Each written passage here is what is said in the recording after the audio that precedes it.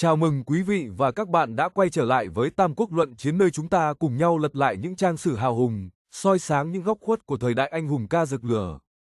Hôm nay, chúng ta sẽ bắt đầu một hành trình mới, một chương chưa từng được kể chi tiết trên nhiều diễn đàn. Nhắc đến Gia Cát Lượng, người đời thường nhớ ngay đến hình ảnh một bậc tiên phong đạo cốt.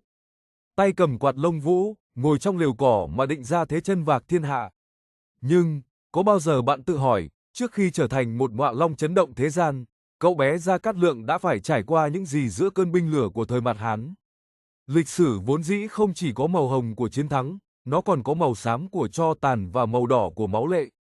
Chương 1 của Khổng Minh Gia Cát Lượng đại truyện mang tên Tuổi thơ loạn lạc sẽ đưa chúng ta trở về vùng đất Từ Châu đẫm máu, nơi một thiên tài được tôi luyện từ trong nghịch cảnh. Trước khi bắt đầu đi sâu vào những tình tiết kịch tính và những phân tích sắc sảo về cuộc đời của vị quân sư vĩ đại này, quý vị đừng quên nhấn like, đăng ký kênh và bật chuông thông báo. Sự ủng hộ của quý vị chính là động lực để Tam Quốc Luận Chiến tiếp tục thực hiện những video chuyên sâu và chất lượng như thế này. Còn bây giờ, hãy cùng chúng tôi ngược dòng thời gian. Chào mừng các bạn đã quay trở lại với Tam Quốc Luận Chiến. Có lẽ nhiều người sẽ bất ngờ khi chúng ta đang nói về Quách gia lại rẽ lối sang Gia Cát Lượng. Nhưng thực tế, để hiểu được tầm vóc của Quỷ Mưu, phương Bắc, chúng ta không thể không nhìn sang vị Ngoại Long, phương Nam. Đây chính là hai thái cực, hai đại diện tiêu biểu cho trí tuệ thời đại. Dưới đây là phần bổ sung lời bình sử học chuyên sâu cho khởi đầu của Gia Cát Khổng Minh và câu chuyển mạch hào sảng sang phần 2. Phần 1, dòng dõi danh môn và bóng tối phủ đầu. Gia Cát Lượng, tự Khổng Minh, sinh năm Tân Dậu, năm 181 sau công nguyên, tại huyện Dương Đô, quận Lang Nha. Trong dòng chảy của lịch sử, dòng họ Gia Cát không phải là một cái tên xa lạ. Tổ tiên của ông là Gia Cát Phong, từng giữ chức tư lệ giáo úy đời nhà Hán, một chức quan giám sát đầy quyền uy. Thân phụ ông là Gia Cát Khuê, tự Quân Cống, từng làm quận Thừa Thái Sơn. Sinh ra trong một gia đình quan lại có truyền thống nho học, lẽ ra Khổng Minh đã có một con đường hoạn lộ thanh thang. Thế nhưng, vận mệnh lại trêu ngươi khi ngôi sao của Đại Hán đã bắt đầu mờ tối. Năm Khổng Minh lên 3 tuổi, mẹ ông qua đời. Đến năm ông 12 tuổi, người cha Gia Cát Khuê cũng về cõi vĩnh hằng, để lại mấy anh em bơ vơ giữa thời buổi cương thường đảo lộn. Cái chết của người cha không chỉ là một mất mát về tình cảm, mà còn là sự sụp đổ của một điểm tựa chính trị. Giữa lúc ấy, người chú là Gia Cát Huyền đã đứng ra bao bọc các cháu. Lời bình sử học chuyên sâu, nền tảng của một tư tưởng quân tử. Nhiều người thường chỉ chú ý đến giai đoạn Khổng Minh ở Liều Tranh, mà quên mất rằng nguồn gốc danh môn chính là chìa khóa định hình nên nhân cách của ông. 1. Sự kế thừa cốt cách tư lệ giáo úy. Chức vụ của tổ tiên Gia Cát Phong vốn là chức quan chuyên, giám sát trăm quan, chỉnh đốn kỷ cương. 2. Điều này giải thích tại sao sau này khi trị thục, Gia Cát Lượng lại tôn thờ pháp trị một cách nghiêm minh nhưng công bằng đến thế. 3. Ông không chỉ học sách vở, ông mang trong mình dòng máu của những người thực thi kỷ cương đất nước. 4. Bi kịch tạo nên bản lĩnh. Việc mồ côi sớm và phải di cư theo chú chính là quá trình quang quật, giúp một công tử danh môn thấu hiểu nỗi khổ của dân đen và sự tàn khốc của chiến tranh. 5. Nếu Quách gia nhìn đời bằng nhãn quan của một thiên tài phóng túng, thì Gia Cát Lượng nhìn đời bằng sự cẩn trọng của một người đã nếm trải sự đổ vỡ từ thuở thiếu thời. 6. Tầm nhìn từ Gia Cát Huyền. Việc người chú đưa anh em Khổng Minh vào Kinh Châu, trung tâm văn hóa, chính trị ổn định nhất bấy giờ, là một bước đi chiến lược. 7. Nó giúp Khổng Minh không bị cuốn vào vòng xoáy quân phiệt sớm, mà có thời gian để tích lũy năng lượng, quan sát thiên hạ từ xa. Thế nhưng, lịch sử vốn không cho phép bậc đại tài được hưởng thái bình quá lâu. Khi Khổng Minh còn đang mải mê với những trang sách tại quê nhà Lang Nha, thì một cơn bão máu đã tràn tới từ phía Ngụy quân. Những tiếng gào thét, khói lửa ngút trời và những dòng sông đỏ thẫm tại Từ Châu đã khắc sâu vào tâm khảm vị thiếu niên ấy một nỗi ám ảnh kinh hoàng. Đó là gì? Và nó đã ảnh hưởng thế nào đến quyết định đối đầu với Tào Tháo sau này của ông? Chúng ta hãy cùng đến với chương bi thảm nhất thời trẻ của Khổng Minh. Phần 2, thảm kịch Từ Châu, lửa cháy và máu chảy.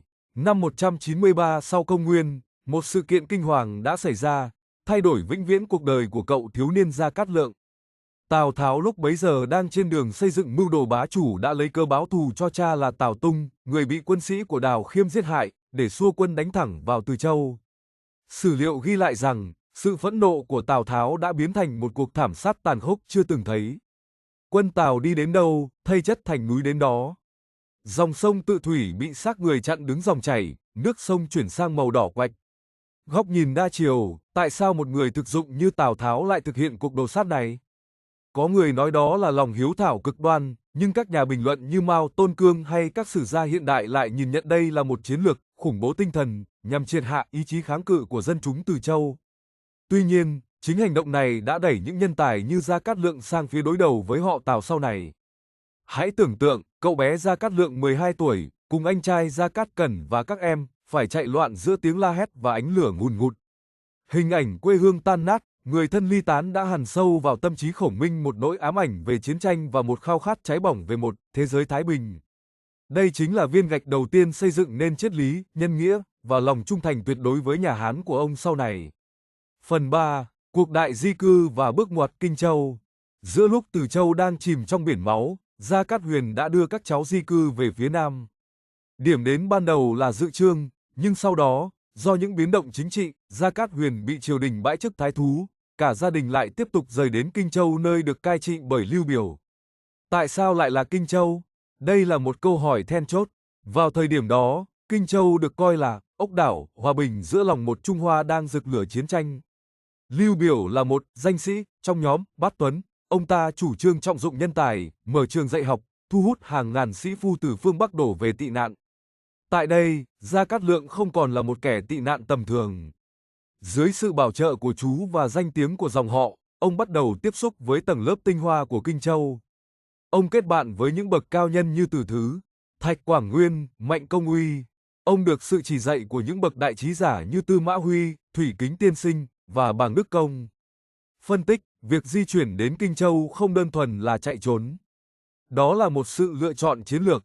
Kinh Châu là cuống họng của thiên hạ, là nơi giao thoa của các luồng tư tưởng và tin tức chính trị.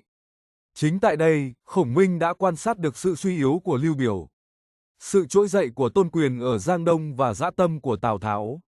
Những mảnh ghép đầu tiên của bản thiết kế Long Trung đối sách đã bắt đầu hình thành ngay trong những năm tháng niên thiếu này. Các bạn thân mến, chúng ta đang đi sâu vào giai đoạn hình thành nhân cách của vị Vạn Đại Quân Sư. Nếu thấy những phân tích này thú vị, hãy đừng ngần ngại chia sẻ video này đến những người bạn cùng đam mê Tam Quốc nhé. Liệu một cậu bé mồ côi làm thế nào để được các bậc tiền bối nể trọng? Chúng ta hãy cùng tiếp tục. Phần 4. Nỗi đau mất mát và sự trưởng thành trong tĩnh lặng. Năm Khổng Minh 17 tuổi, người chú Gia Cát Huyền qua đời. Một lần nữa, Gia Cát Lượng lại đối mặt với sự cô độc. Tuy nhiên, thay vì tìm kiếm một chức quan nhỏ để mưu sinh như bao người khác, ông lại chọn một con đường khác biệt, lùi về ở ẩn tại Long Trung.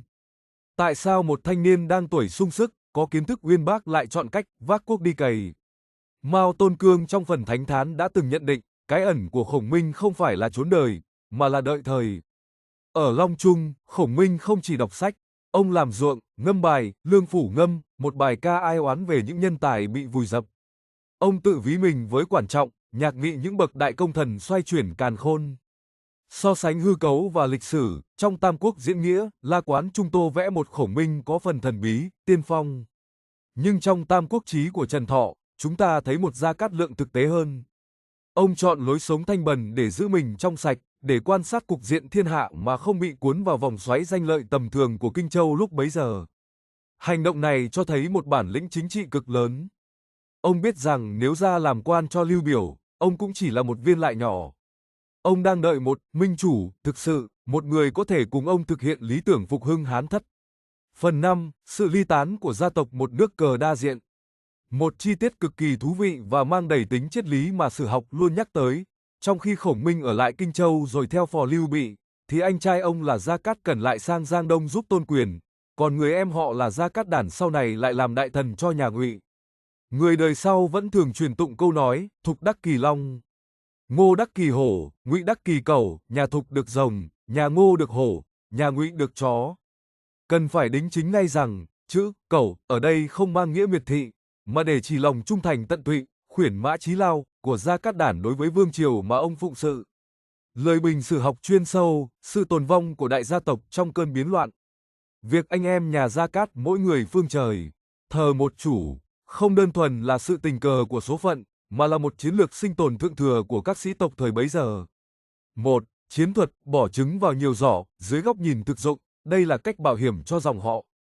2. Trong thời đại mà đổi ngôi thay chúa diễn ra như cơm bữa, việc phân tán nhân tài vào các thế lực đối trọng, Ngụy Thục Ngô đảm bảo rằng dù ai thắng, dù ai thua, huyết mạch và danh tiếng của gia tộc Gia Cát vẫn sẽ được tiếp nối, không bị rơi vào thảm cảnh chu di tam tộc. 3. Sự phân hóa về hệ giá trị. Nếu Quách gia chọn Tào Tháo vì sự phóng túng và tư duy thực tế, thì anh em nhà Gia Cát lại chọn chủ dựa trên căn cơ văn hóa. 4. Khổng Minh chọn Lưu Bị vì chữ nhân và khát vọng phục hưng Hán Tất, một lý tưởng nho giáo thuần khiết. 5. Gia Cát Cẩn chọn Tôn Quyền vì sự ổn định và phong thái hào hiệp của vùng Giang Đông. 6. Gia Cát Đản chọn nhà Ngụy vì tôn thờ trật tự và sức mạnh của pháp trị. 7. Bi kịch và nhân văn, sử học gọi đây là sự ly tán vĩ đại. 8. Dù trên chiến trường họ là đối thủ, nhưng trong thâm tâm, họ vẫn dành cho nhau sự tôn trọng tuyệt đối. 9. Những cuộc đối đầu giữa Gia Cát Lượng và Gia Cát Cẩn trên bàn đàm phán ngoại giao Ngô Thục không chỉ là cuộc đấu trí, mà còn là nỗi đau của những người anh em ruột thịt bị chia cắt bởi tham vọng của các bậc quân chủ. Sự ly tán của gia đình và những biến cố kinh hoàng từ thuở thiếu thời có thể quật ngã bất kỳ ai, nhưng với Gia Cát Lượng, đó lại là lò bát quái, luyện nên một ý chí sắt đá và một trí tuệ phi phàm. Người ta thường chỉ nhìn thấy một thừa tướng ung dung tự tại trên xe đẩy, nhưng ít ai biết được những tháng ngày gian khổ ấy đã nhào nặn nên một Khổng Minh, cúc cung tận tụy như thế nào. Vậy, những bài học xương máu từ tuổi thơ loạn lạc đã biến một cậu bé mồ côi thành vị vạn đại quân sư ra sao? Chúng ta hãy cùng lật mở chương tiếp theo, gian nan luyện tài. Phần 6, bài học từ tuổi thơ loạn lạc, gian nan luyện tài. Nhìn lại chương đầu tiên của cuộc đời Gia Cát Lượng, chúng ta rút ra được những bài học sâu sắc. Nghịch cảnh là lò luyện thép, nếu không có thảm kịch Từ Châu, nếu không có cảnh mồ côi sớm, có lẽ chúng ta chỉ có một quan lại Gia Cát Lượng bình thường, chứ không phải một vạn đại quân sư với ý chí sắt đá. Tầm nhìn quan trọng hơn thực tại, trong khi bạn bè đồng trang lứa mải mê tìm kiếm công danh nhỏ nhặt, Khổng Minh lại chọn cách tĩnh lặng để thấu thị thiên hạ. Lòng nhân nghĩa bắt nguồn từ nỗi đau, chứng kiến sự tàn khốc của chiến tranh đã hình thành nên một chính trị gia Gia Cát Lượng luôn lấy dân làm gốc, cúc cung tận tụy, đến chết mới thôi. Nhìn lại từ một cậu bé danh môn đến kẻ tị nạn trắng tay, chúng ta không chỉ thấy một câu chuyện vượt khó, mà còn rút ra được những bài học mang tầm vóc đại trí. Lời bình sử học chuyên sâu. Sự tôi luyện của một vạn đại quân sư. 1. Nghịch cảnh là lò luyện thép. Sử học thường đặt câu hỏi, nếu không có thảm kịch Từ Châu, nếu không có cảnh mồ côi sớm, liệu lịch sử có một Gia Cát Lượng vĩ đại? Có lẽ là không. 2. Nghịch cảnh đã bóc tách lớp vỏ bọc của một công tử hào môn, buộc ông phải đối diện với sự sinh tồn. 3. Chính cái đói, cái lạnh và nỗi sợ hãi từ những cuộc thảm sát đã hun đúc nên một ý chí sắt đá. 4. Quách gia có cái tài thiên bẩm của một quỷ mưu, phóng túng, nhưng Gia Cát Lượng lại có cái tài của một chính trị gia, được tôi luyện qua lửa đỏ và máu xám. 5. Tầm nhìn quan trọng hơn thực tại, trí giả tĩnh lặng, trong khi bạn bè đồng trang lứa mải mê tìm kiếm những chức quan nhỏ nhặt để ổn định cuộc sống, Khổng Minh lại chọn cách ẩn mình tại Long Trung. 6. Lời bình của Trần Thọ trong Tam Quốc Chí nhấn mạnh rằng ông thường tự ví mình với Quản Trọng, Nhạc Nghị những bậc đại tài xoay chuyển càn khôn. 7. Sự tĩnh lặng ở Long Trung không phải là trốn tránh, mà là sự tích lũy năng lượng và thấu thị thiên hạ từ xa. 8. Ông không học để làm quan, ông học để cứu thế. 9. Lòng nhân nghĩa bắt nguồn từ nỗi đau. Chứng kiến sự tàn khốc của chiến tranh đã hình thành nên một chính trị gia Gia Cát Lượng luôn lấy dân làm gốc, cúc cung tận tụy, đến chết mới thôi. Nhìn lại từ một cậu bé danh môn đến kẻ tị nạn trắng tay, chúng ta không chỉ thấy một câu chuyện vượt khó, mà còn rút ra được những bài học mang tầm vóc đại trí. Lời bình sử học chuyên sâu, sự tôi luyện của một vạn đại quân sư. 1. Nghịch cảnh là lò luyện thép. Sử học thường đặt câu hỏi, nếu không có thảm kịch Từ Châu, nếu không có cảnh mồ côi sớm, liệu lịch sử có một Gia Cát Lượng vĩ đại? Có lẽ là không. 2. Nghịch cảnh đã bóc tách lớp vỏ bọc của một công tử hào môn, buộc ông phải đối diện với sự sinh tồn. 3. Chính cái đói, cái lạnh và nỗi sợ hãi từ những cuộc thảm sát đã hun đúc nên một ý chí sắt đá. 4. Quách gia có cái tài thiên bẩm của một quỷ mưu, phóng túng, nhưng Gia Cát Lượng lại có cái tài của một chính trị gia, được tôi luyện qua lửa đỏ và máu xám. 5. Tầm nhìn quan trọng hơn thực tại, trí giả tĩnh lặng, trong khi bạn bè đồng trang lứa mải mê tìm kiếm những chức quan nhỏ nhặt để ổn định cuộc sống, Khổng Minh lại chọn cách ẩn mình tại Long Trung.